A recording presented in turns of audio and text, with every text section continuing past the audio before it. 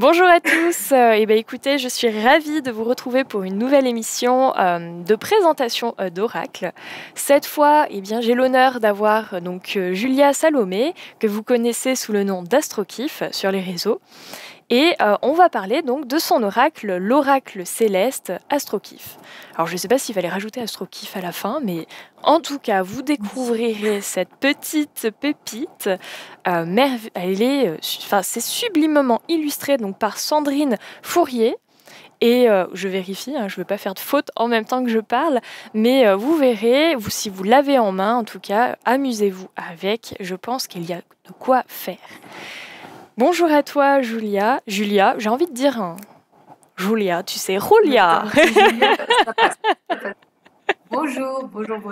Enchantée. Merci de me recevoir. Je suis ravie en tout cas que tu aies accepté l'invitation parce que c'est vrai que le but de cette émission, c'est aussi de comprendre les oracles, les différents oracles aujourd'hui qui sortent puisque il y en a quand même beaucoup. Et au fur et à mesure des émissions qu'on a pu faire, même avec Didier, en fait, on a découvert que il y a des oracles qui ne servaient pas que à la voyance. Certains servaient à la méditation, certains. Donc, vous avez chacun votre propre méthode et votre propre utilisation de l'oracle. Et donc là, mon but aujourd'hui, c'est de comprendre et de savoir comment tu utilises cet oracle et dans quel but tu l'as fait. Voilà, je remets un peu en contexte. Donc c'est le moment où je parle, c'est ça? Si tu veux. Si tu veux enchaîner. En fait, c'est un oracle astrologique. Moi, c'est ce avec quoi je suis le plus à l'aise. Moi, j'ai été formée à l'astrologie, donc j'ai pas forcément d'accroche particulière avec tout ce qui peut être tarot de Marseille ou même d'autres formes de lecture, en tout cas en cartomancie. Et j'ai beaucoup aimé l'oracle de Béline parce que j'en avais acheté un qui était, il s'appelait l'oracle de Béline, l'oracle lusitain, je crois. Bon, au cas où vous n'auriez pas remarqué, bon, je suis portugaise et donc l'oracle lusitain, ça m'avait tout de suite un peu plu. Et sur cet oracle-là, il y avait des fortes notions astrologiques aussi qui étaient ajoutées. Et du coup, j'avais vraiment adoré et je me servais principalement d'un oracle astrologique, purement astrologique, et de cet oracle de Béline. Donc pendant à peu près, oui, depuis 2019, voilà, c'est ça. Depuis 2019, j'avais comme envie de créer un oracle astrologique qui me ressemble déjà sur la composition, mais aussi esthétiquement. Et j'avais envie d'y rajouter un peu de Béline aussi. Moi, je me sers de cet oracle vraiment dans un but de divination, pas forcément euh, pour de la méditation ou pour d'autres pratiques. C'est cette approche-là que moi j'ai aux oracles et à la cartomancie, donc je ne l'ai pas forcément pensé différemment. Donc cet oracle, j'ai eu envie de le... En fait, j'ai eu envie de le rendre accessible à la fois pour des personnes qui s'y connaissent un peu en astrologie, qui même s'y connaissent peut-être même beaucoup, autant qu'à des personnes qui n'ont absolument aucune notion de ça. Et il y avait quelque chose que j'avais beaucoup aimé quand j'avais commencé à utiliser le tarot de Marseille. Bon, ça n'a pas duré longtemps puisque finalement j'ai découvert que c'était pas du tout mon truc.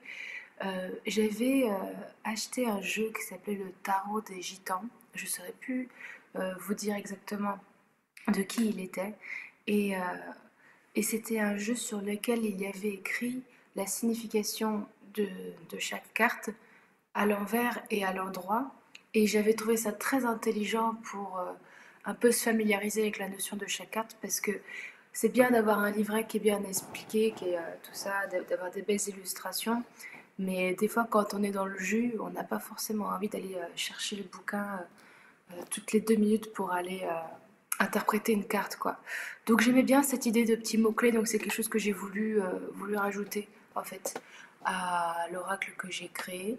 Et donc, bon, après, je pourrais peut-être parler un peu plus longtemps de sa composition en intérieur, mais il y a aussi l'aspect esthétique qui pour moi était très important, puisque en fait, c'est la première chose que l'on voit quand on regarde un oracle, c'est ce qu'il dégage. Et j'avais envie de quelque chose de très chargé, qui soit un peu dans mon univers. Donc il y a un côté un petit peu, bon, un côté gréco-romain, des références à la mythologie, mais on a aussi, bon, ça c'était plus quelque chose qui me tenait à cœur moi, une partie un petit peu azulejos, qui sont des petites mosaïques qu'on retrouve souvent au Portugal. Et je voulais quelque chose d'un petit peu rococo aussi.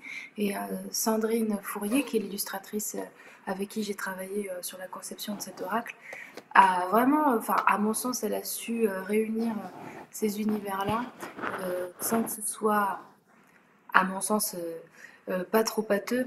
Après, c'est difficile de parler de sa propre création. C'est un petit peu comme les parents qui trouvent leur bébé super mignon alors qu'ils sont moches. En tout cas, moi, mon enfant, je le trouve super beau. Mais enfin, voilà, à mon sens, elle a réussi à faire en sorte que ce soit pas trop, que ce soit pas trop indigeste. Et, euh, et voilà, en fait, je sais pas si j'ai répondu à la question, Si, si, mais si, ben justement, tu nous montres quand même l'étendue de cet oracle et comment tu l'as pensé. Après, comment tu as su travailler et collaborer avec Sandrine Fourier, dans le sens où comment tu as su transmettre tes idées déjà et ton envie avec elle pour qu'elle arrive justement à trouver l'inspiration et à trouver ce que tu souhaitais. Il y a eu plusieurs essais, il y a eu des échecs, des réussites. Bon, bah forcément, la réussite, on le sait, puisqu'il est là.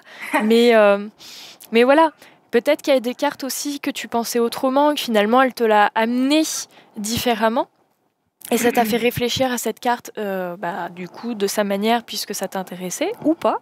Tu vois, c'est des petites questions aussi comme ça qui me viennent parce que la création d'un oracle, finalement, tu l'écris, tu le couves, mais c'est pas forcément toi qui vas le dessiner et c'est aussi ton enfant que tu vas mettre au monde et il faut que tu laisses un peu à la mère porteuse, donc la dessinatrice, l'illustratrice, de faire aussi la partie de son travail. Donc comment tu as su collaborer avec elle? alors, euh, c'était, enfin, ça fait partie en tout cas des moments euh, les plus sympas de ma vie. En tout cas, ce moment de conception avec Sandrine, parce que il y avait déjà en termes de dynamique entre nous, c'était très très fluide. C'est pas du tout quelqu'un avec qui j'ai dû me battre pour faire passer mes idées ou elle a dû se battre. Enfin, il y avait quelque chose en tout cas de très naturel qui s'est passé.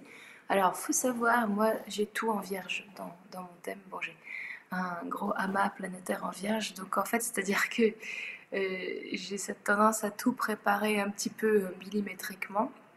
Du coup, avant même de rencontrer Sandrine, ça faisait 2 ans que j'avais préparé un tableau avec chaque détail sur chaque carte que je voulais. Et ce que j'ai tout simplement fait, c'est que je lui ai montré le tableau. Un espèce de tableau Excel, et je dis voilà, fais-moi ça. Et ça s'est passé comme ça. En fait, ça s'est passé très D'accord. très vite. Parce que elle m'a envoyé un premier essai, un premier jet. Peut-être que je vais pouvoir retrouver. Mais c'était la carte du bélier, qui au début ne ressemblait pas exactement à ça, mais finalement, c'était pas non plus très très différent de de son apparence actuelle. Elle m'avait simplement fait, voilà, je sais pas si je peux montrer, je sais pas si on Vas-y, arrivera à vas-y. voir la carte du bélier.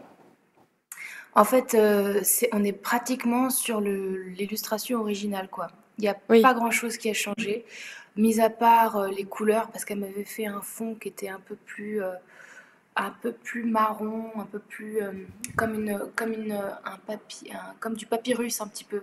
oui. Et je voulais un fond blanc, et en fait, elle m'a simplement changé ça. Et du coup, on a commencé par là, on a fait tous les signes du zodiaque, un petit peu comme ça. C'est pas précisé dans le livret, mais chaque signe du zodiaque est une représentation d'une divinité, hein. Là, en l'occurrence, c'est Arès, dieu de la Oui. guerre. Voilà. Puis on a trois Aphrodites, je crois. Une ici, qu'on a stylisée en fonction Oui, de la du signification de la signe. carte. Enfin voilà. Ouais, du signe, tout simplement. Euh, et donc, qu'est-ce que j'étais en train de dire, moi? Euh, Il y a eu des cartes, oui, euh, où je ne savais pas exactement qu'est-ce que je voulais en faire au niveau illustration, et c'est plutôt Sandrine qui a su qui a su l'illustrer. Je pense en l'occurrence au nœud nord. Le nœud nord qui est un point fictif. Donc c'est-à-dire que il est dans la catégorie astre, mais dans la catégorie astre, il y a aussi des points fictifs, c'est-à-dire des astres sans corps, en fait, qui sont souvent des calculs d'emplacement. Ok. Le nœud nord qui représente le karma, mais dans le sens la direction de vie, la mission de vie, en fait. Et ça, moi, j'avais un petit peu de mal à... Ah bah j'ai le nœud sud et le nœud nord, voilà. Hop. Nœud sud et nœud nord, c'est Sandrine qui l'a fait. Le nœud sud représente le karma, mais dans le sens la vie intérieure d'où l'on vient. Mhm. Et le nœud nord, où est-ce qu'on se dirige. Donc voilà, ça je ne savais pas du tout quoi en faire et c'est Sandrine qui a eu cette idée. Et de manière très très générale, elle a su apporter une esthétique commune à chaque catégorie. Et ça, moi, je n'y avais pas forcément songé au début. Par exemple, toutes les planètes, enfin la catégorie astre, ce sont des ombres chinoises. Alors, Oui. hop, je vais essayer de retrouver la première qu'on a faite. Voilà. Mars qui apparentait encore une fois au bélier. Donc en fait, encore une fois, vu que ça apparentait au bélier, on retrouvera le même code couleur sur chaque carte qui sont reliées les unes avec les unes aux autres en fait. Ok. Donc là, on est parti sur des ombres chinoises et chaque astre, du coup, on a encore une fois cette dynamique d'ombre chinoise parce que, étant donné qu'on avait personnifié déjà, on avait donné un corps physique, disons, aux cartes avec des personnages qu'on représentait des divinités sur les cartes du zodiaque, on voulait pas qu'on ait à chaque fois des... C'est ça, oui. Est-ce que je me suis trompée? Je me suis trompée, pardon. C'est ça que je voulais montrer. On voulait pas qu'il y ait trop de personnages, donc on a voulu un petit peu montrer des scènes plus globalement. Hop, des scènes parlantes en ombre chinoise. Alors, la lune noire, elle est particulière, hein. Et oui. La lune noire, hein. Parce qu'avec ses yeux de chat un peu... Enfin, moi, j'assimile ça à des yeux de En fait, chat. c'est... Ouais. La lune noire représente les peurs et les angoisses irraisonnées. C'est déjà même en astrologie, c'est un des points qui, pas forcément qui suscite le débat, c'est pas ça, mais on peut écrire un bouquin entier juste sur le concept de la lune noire. Oui. On peut lire une personne sur un thème astral juste en regardant sa lune noire. Avec sa lune noire, on peut voir qu'est-ce qui la challenge, de quoi est-ce qu'elle a peur, et en même temps ce vers quoi elle tend. Donc cette carte, on a voulu la représenter volontairement avec un air un petit peu, peut-être un peu terrorisant, là, comme ça. Mais parce que c'est ça, la lune noire. La lune noire, c'est le potentiel que l'on a qui est souvent contracté par la peur. Et oui, en fait, je voulais volontairement que ce soit une carte qui interpelle dans un tirage. Je voulais qu'on la remarque parce que pour moi, si elle sort, c'est qu'il y a vraiment quelque chose à creuser. Bon, après avoir en fonction de l'interprétation, bah, encore une fois, là, on a du coup les ombres Oui. chinoises. Bon, voilà. Après, on était parti sur le principe aussi que les cartes des maisons astrologiques, qui ont pour but de nous donner un domaine d'action. Peut-être que je devrais plutôt résumer la fonction de chaque carte avant Oui, parce qu'il y a de plusieurs fonctions ces de ce que j'ai catégories. bien compris. Oui, je me fais mal, mais il y a quand même plusieurs étapes. Enfin, en tout cas, je vois l'été... Mince, je l'ai plus où je l'ai mise. Il y a aussi les éclipses. De ce que je comprends, il y a donc les signes, je prends en même temps, hein, c'est quoi ça? En fait, il y a Je 6 sais. catégories. Il y a Ouais. les signes du zodiaque, donc il y a 12 cartes. On a les astres, donc qui sont celles qui sont en ombre chinoise. Oui. Donc ils réunissent aussi les points fictifs. On a les maisons astrologiques. Là, toi, tu as sorti la maison 11, voilà.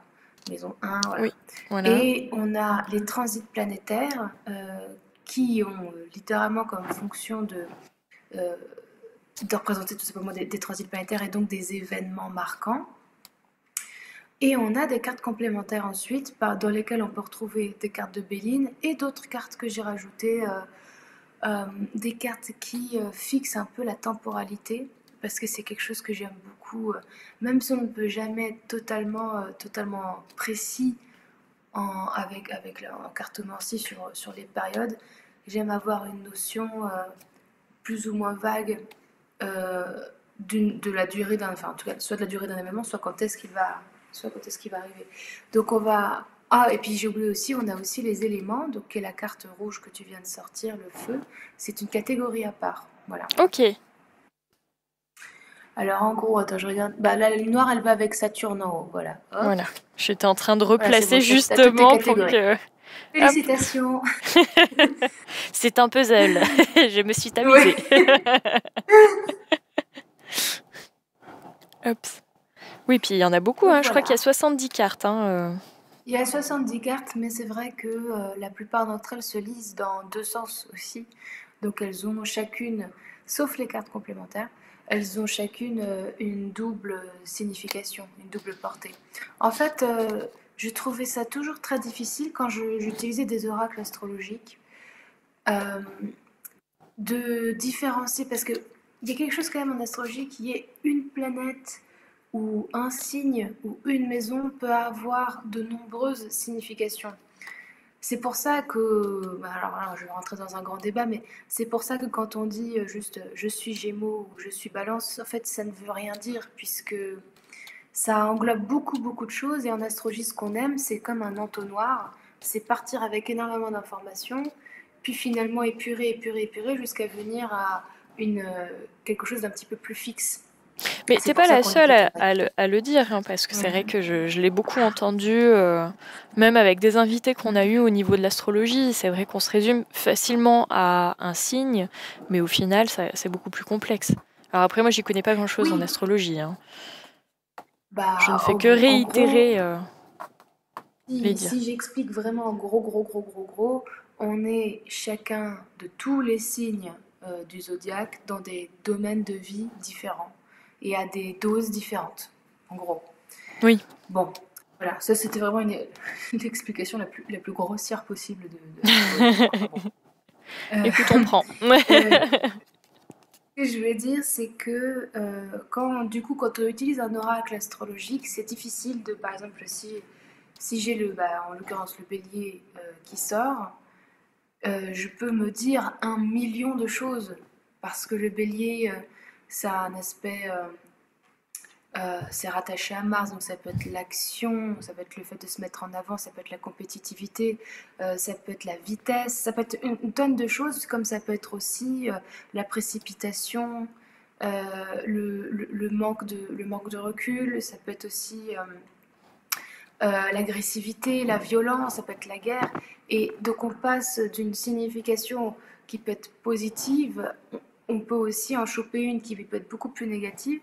Et du coup, je trouvais que dans une lecture, en cartomancie, c'était difficile de choper la manière dont la carte voulait nous parler. Si on reste vraiment sur un angle non intuitif et complètement technique. Du coup, j'ai voulu faire en sorte que on puisse choper les deux significations sur une carte en fonction de si elle sort comme ça ou si elle sort comme ça. Ça ne veut pas du tout dire la même chose. Ça a la même base, mais là, en l'occurrence, j'ai noté des petits mots-clés. Donc, en endroit, c'est combatif, passionné, authentique. En envers, despotique, agressif, égoïste. C'est quand même deux choses, à mon sens, assez différentes. Et j'ai fait ça pour, en fait, chacune des cartes astrologiques. Donc en fait, elles ont une signification différente, que ce soit à l'endroit ou à l'envers. Avec la même base, bien sûr, en fait, comme je dis, c'est en astrologie, de toute façon, une maison, une planète, un signe a plusieurs significations. Il faut choper l'essence euh, de la signification, on va dire, globale, et puis la décliner dans ce qu'il y a de plus négatif et ce qu'il y a de plus positif. Et c'est ça, en fait, que j'ai fait avec chacune des cartes astrologiques. Je sais pas si je suis claire dans ce que je dis. Oui. tu as décliné, Plus ou donc moins. si, mais tu as décliné donc le côté. Bah, en fait, c'est ce qu'on retrouve un peu dans ton livret aussi, la part de lumière et la part d'ombre, si je comprends bien. Oui, Et donc, c'est un c'est peu ça. ça que tu décris dans ces cartes, finalement, de ce que tu. Non, forcément, j'ai pris la mauvaise, mais. Ah oui, c'est vrai que j'ai pas mis la caméra. Mais, enfin, c'est vrai que. Ah, mais même sur toutes, en fait, parce que même sur celle-là, le soleil, par exemple, Oui, ça il y c'est. a vraiment tout. Il y a vraiment la part. Donc, c'est quoi? C'est être, le charisme, le leadership. Et puis, si je prends de l'autre côté, c'est se comparer, l'arrogance et l'ego. Oui, c'est vrai que ça va ensemble, en fait, souvent. Ça va ensemble, mais ce sont deux angles différents Tout à fait. de la même notion, quoi, en fait. Et Et donc, justement. toutes les cartes astrologiques ont ça. D'accord. Et par Mhm. exemple, moi qui ne suis pas très douée en astrologie, hein, c'est-à-dire même très nulle dans ce domaine, ou c'est-à-dire que quand je vois un thème astral, je fais tu me le décris? Je suis contente que tu puisses me le décrire parce que là je ne comprends pas grand-chose. Euh, je peux utiliser quand même cet oracle sans avoir, bon, même si j'ai une connaissance minimum, hein, on va dire ça, j'ai quand même la connaissance minimum requise, mais euh, est-ce que je vais pouvoir l'utiliser ou alors il faut quand même connaître un peu plus facilement les astres en général? Euh, En fait, justement, je l'ai pensé pour qu'il soit accessible. C'est pour ça que j'ai fait en sorte de noter sur chacune des cartes des petits résumés des significations. Parce que j'ai conscience, et c'est ce que je me disais, si tu ne connais rien en astrologie, que tu sors une carte maison 12, Oui, même si l'illustration peut faire beaucoup là-dedans, parce que pour moi ça joue énormément, si tu n'as pas une petite notion de ce que c'est, tu vas avoir du mal à faire une lecture avec que des cartes comme ça. Du coup, bah, c'est aussi pour ça que j'ai mis des petits mots-clés, quoi.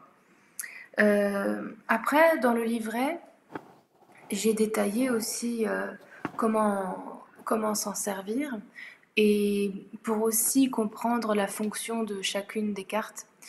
Euh, j'ai mis en place deux types de tirages, le thème astral et le thème astral rapide, où les cartes des maisons ne sont pas utilisées pour être, disons, j'allais dire jouées, enfin bon, pour être posées dans le jeu, mais plutôt comme base, comme support, comme socle. On va disposer les maisons en cercle, à l'image d'un thème astral, pardon. Et chaque maison représente forcément du coup un domaine de vie. Donc cette fois-ci, on les dispose toutes en lumière, puisque on ne va pas accorder d'importance à si elles sont en ombre ou en lumière, mais ça va être plutôt comme être un. Mais c'est comme si on jouait à la marelle, quoi. oui, C'est une base de jeu. Bon.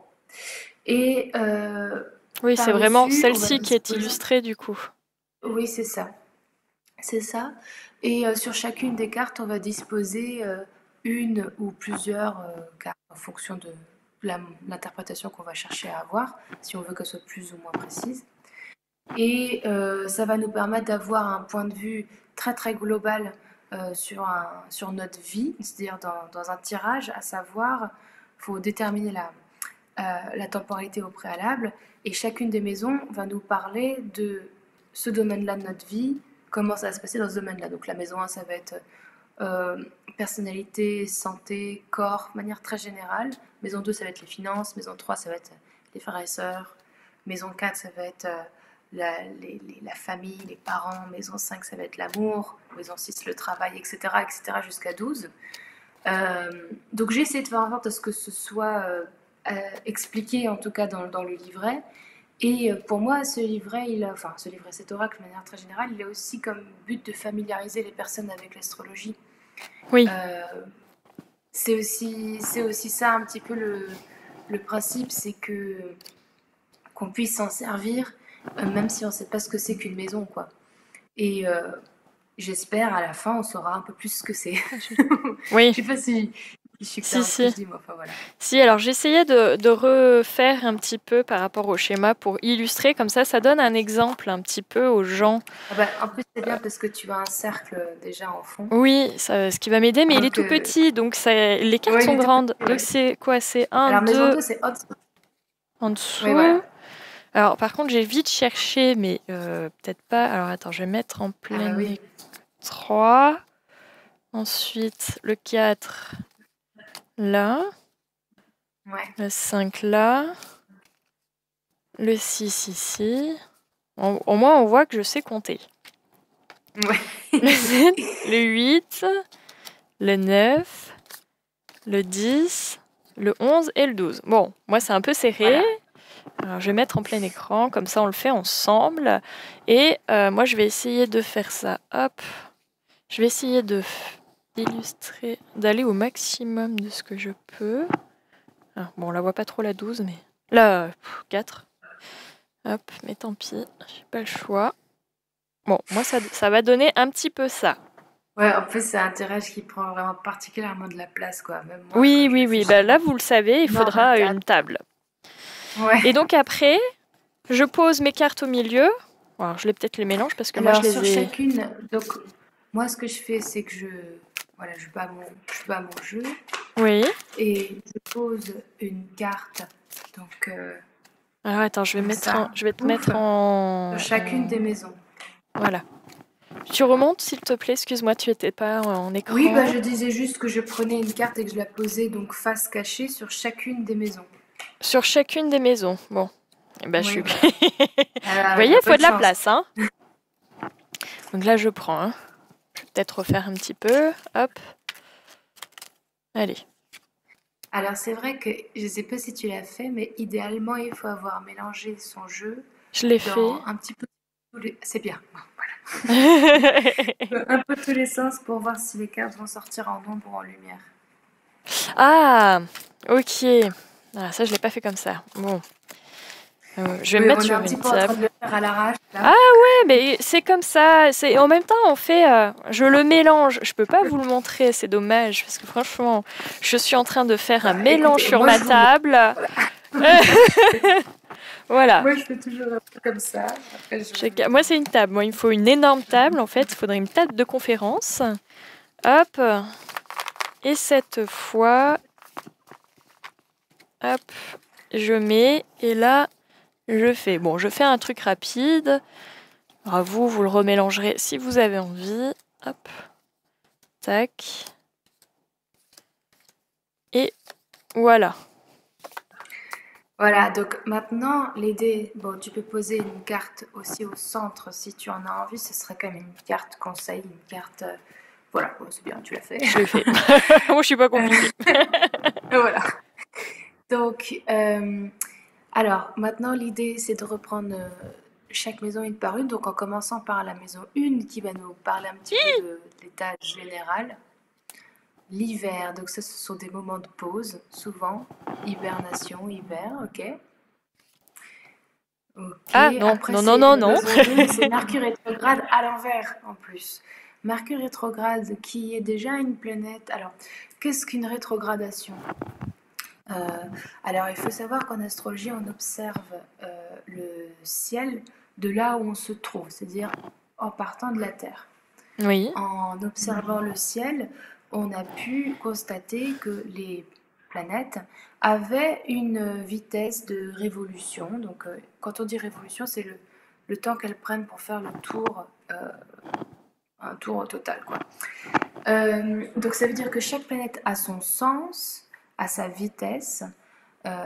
Et quand on dit qu'une planète rétrograde, c'est que elle, au lieu d'avancer dans son, dans son sens habituel, pendant un court laps de temps, on va la voir reculer dans le ciel, ce qui est une illusion d'optique en soi, parce Ok. que c'est astronomiquement faux. Mais quand on observe euh, le ciel par la Terre, c'est ce qu'on constate. Et Mercure rétrograde, c'est donc Mercure, mais un peu comme ça, c'est-à-dire Mercure qui a comme signification d'évoquer la communication, les échanges. Alors, c'est beaucoup de choses, la communication, parce que c'est aussi les routes. Les routes font office de communication entre les villes. Les échanges, c'est aussi les échanges comme ça, mais aussi tout ce qui est la monnaie, euh, tout ce qui passe d'une main à l'autre. Donc, Mercure, c'est beaucoup de choses.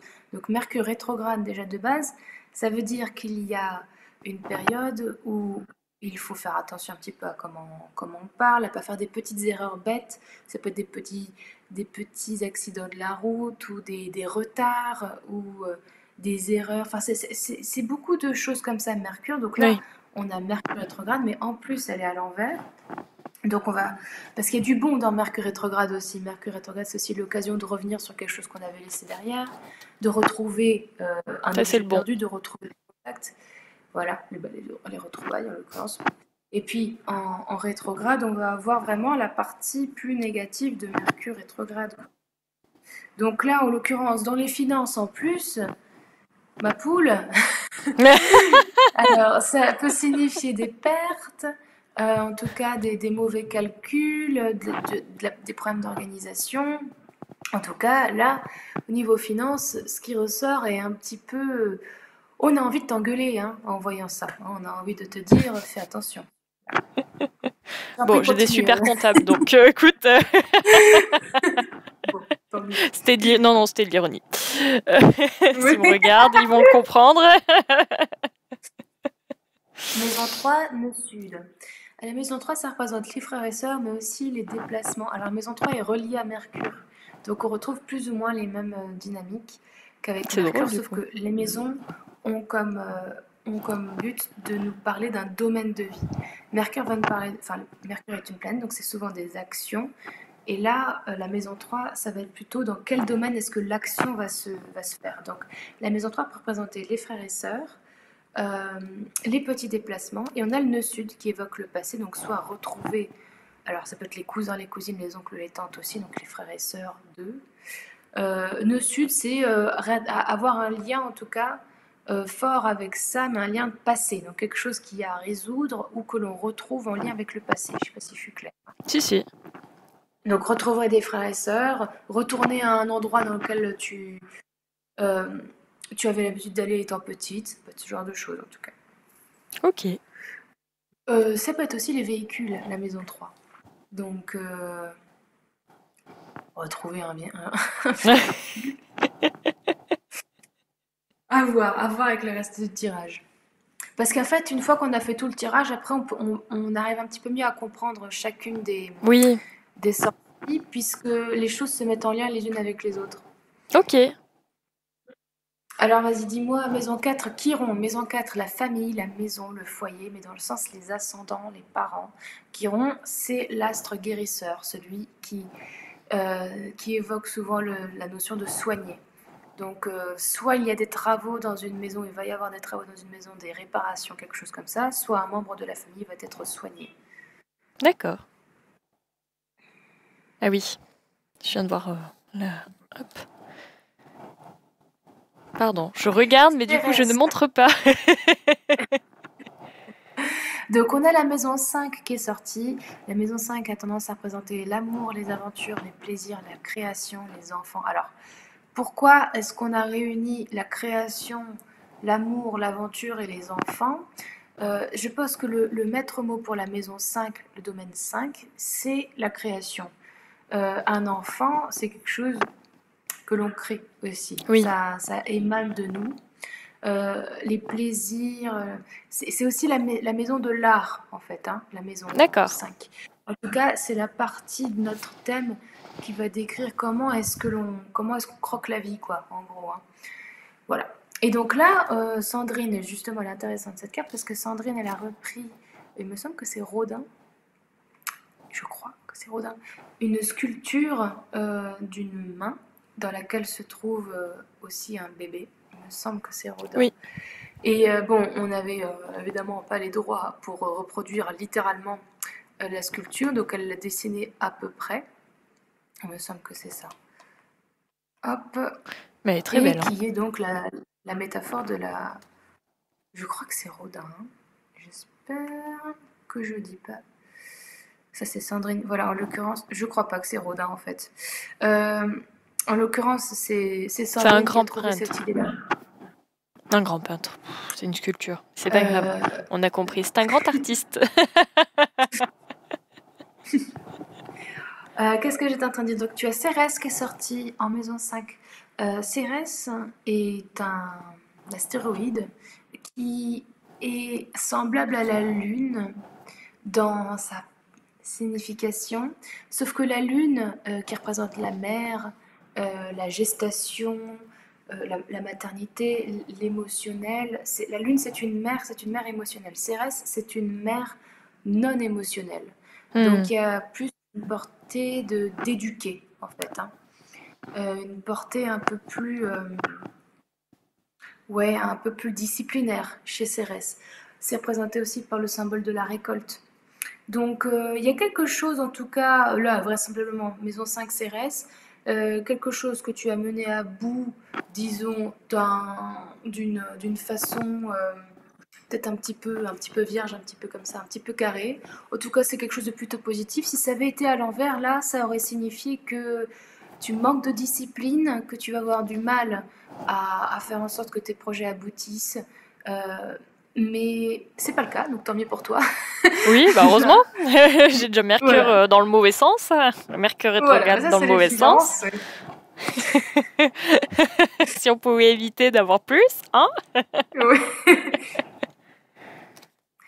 Donc là, on a la maison 6 qui représente le quotidien, le travail, les petites maladies.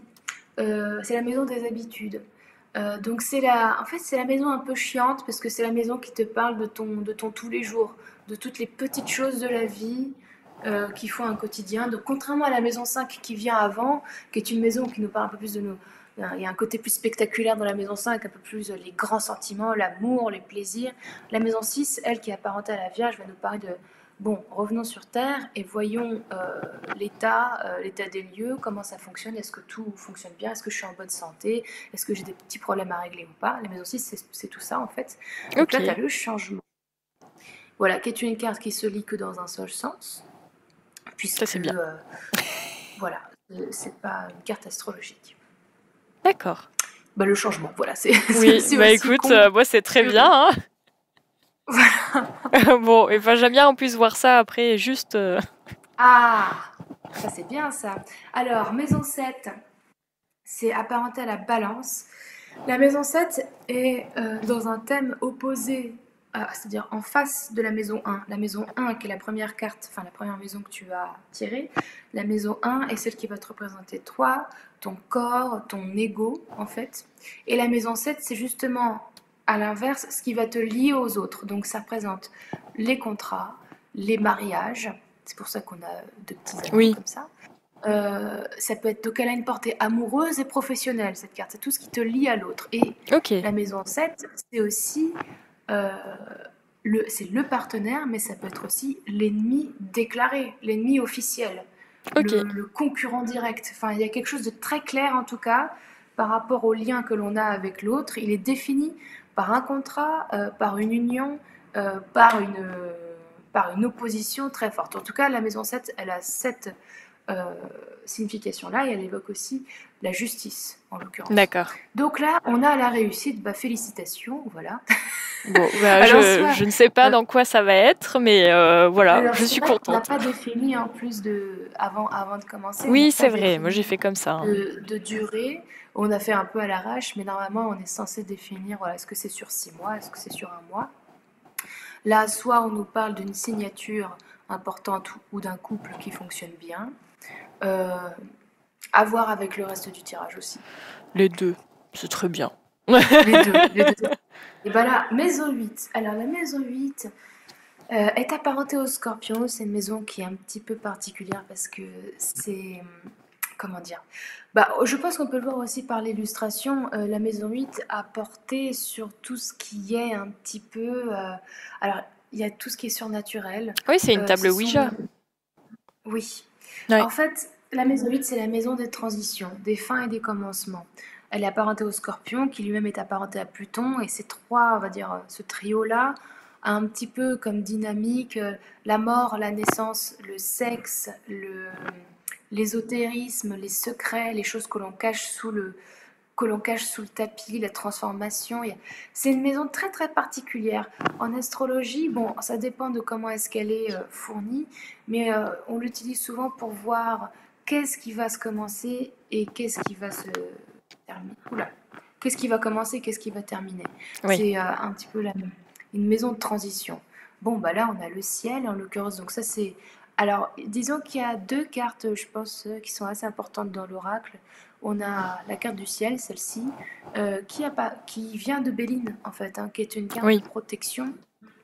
C'est la carte, pour moi, la plus positive de l'oracle. C'est une carte... on n'arrive peut-être pas à bien le voir ici, mais il y a aussi des petits anges dessus. Donc, oui, juste, ouais, ça se voit peut-être pas très oui, bien à en la fait, caméra. si tu plies un peu la carte, on peut les voir. Donc c'est une carte de grande protection. Donc de ce côté-là, en tout cas RAS, je dirais, hein. Bon, bah très bien. Hop, la Donc là, on prochaine. est sur la maison Oh, 9. Ouh. Alors, on est sur la maison 9. La maison 9, c'est une carte qui est j'aime bien. apparentée, enfin, une maison qui est apparentée au Sagittaire. Je Une vois maison qui est marqué langue apparentée au... étrangère. Moi qui suis très nulle à ça, et je vois après lune noire, ça me fait rire, hein, mais c'est... En fait, la maison 9, c'est apparenté au Sagittaire et à Jupiter. Donc on retrouve la notion d'expansion dans la maison 9. Donc expansion physique et mentale. Donc à savoir, ce sont les études, c'est la religion, c'est pas la spiritualité dans le sens spirituel comme on peut avoir avec la maison 8, c'est plus euh, quelque chose de culturel, disons, avec la maison 9. En fait, hein. Moins intime et plus culturel. Ça représente les langues étrangères, l'ailleurs, le voyage.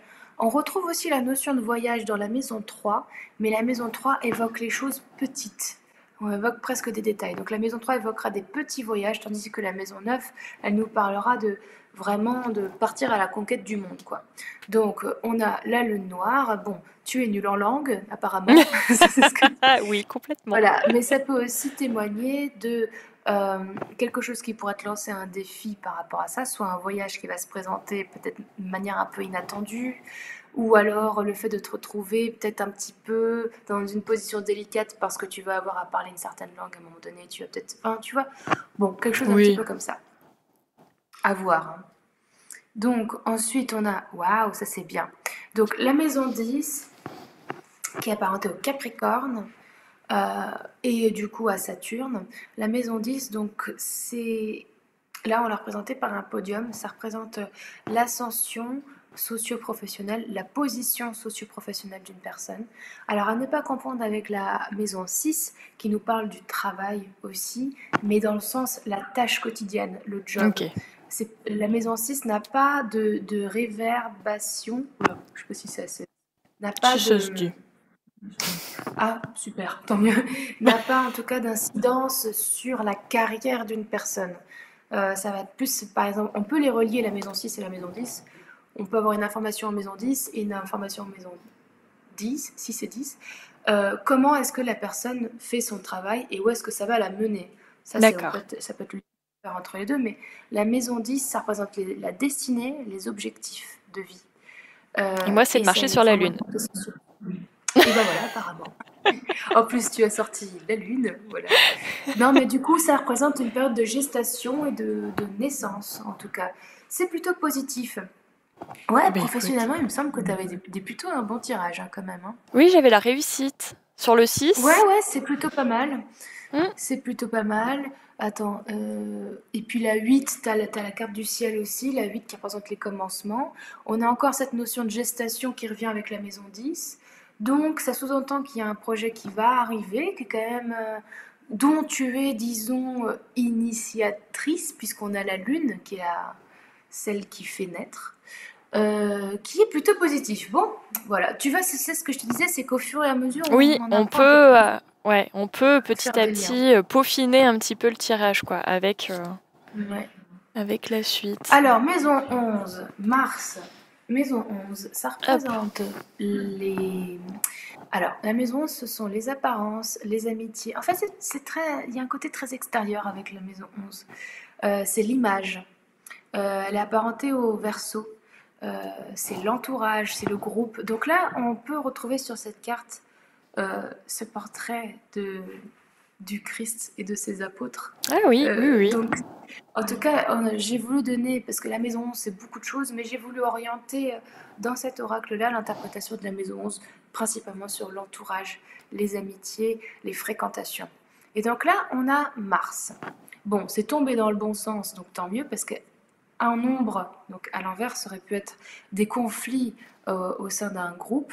Mais là, en l'occurrence, c'est plutôt qu'on a un entourage qui nous booste un peu, ou que l'on booste, des personnes qui nous font avancer. Encore plus si peut-être tu travailles avec des amis, c'est encore mieux, étant donné que le reste, ce que tu as. Mais enfin, c'est plutôt positif, ouais. Attention, Mars, ça peut aussi représenter un homme, aussi, hein. D'accord. Après, on peut tirer d'autres cartes pour avoir davantage Oui, de d'informations. précision. Moi, j'en tire jamais qu'une seule parce que sinon, c'est trop, pour moi, c'est trop vague. Ah, une Donc, carte à on l'envers, ça a faisait la maison longtemps. 12. Alors, la maison 12, c'est une maison qui est un petit peu particulière. Elle est apparentée au poisson et indirectement aussi, du coup, à Neptune. La maison 12 a tendance à nous parler de nos rêves, mais c'est une carte qui a comme profonde valeur l'isolation. L'isolement. Oula.